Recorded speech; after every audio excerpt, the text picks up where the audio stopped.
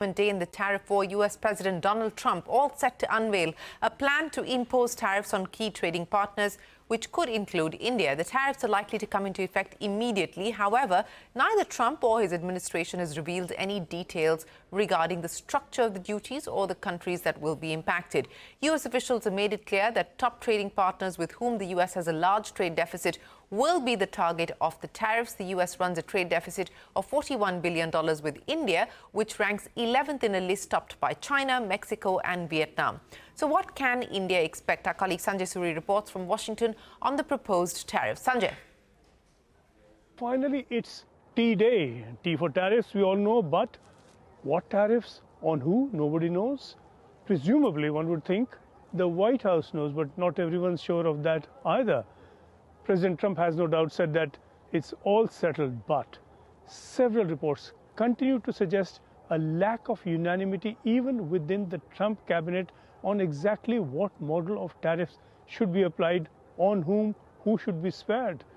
Divisions are reported to have surfaced quite sharply at a closed-door meeting at the White House here on the proposed tariffs, and this was a meeting held on Tuesday, just the day before the big announcement on Liberation Day, April the 2nd.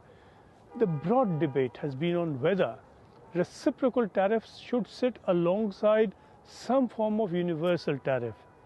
Trump had, of course, suggested a universal tariff earlier on in his campaign to bring in tariffs, and he's faced some push to revive that model.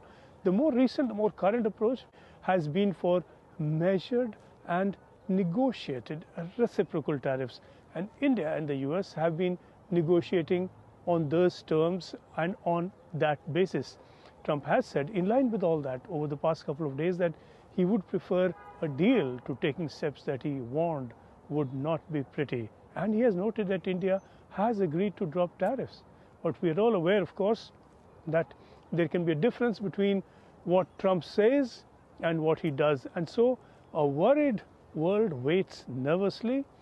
Not very long to wait now. Americans are no less nervous, no less worried, and the US has been in this sort of place before, so they have reason to worry.